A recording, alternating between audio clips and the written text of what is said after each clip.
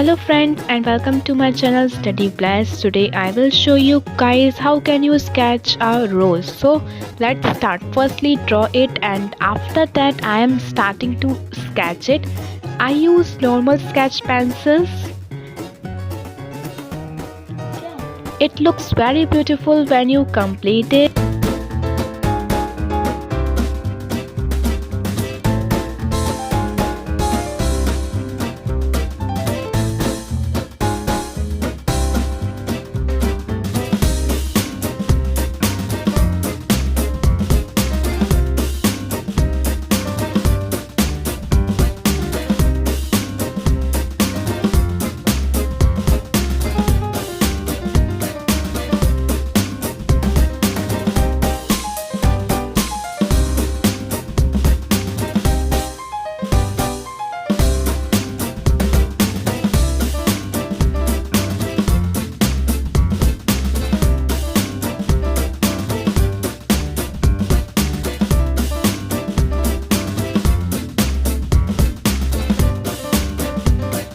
From here I am going to keep finishing in it.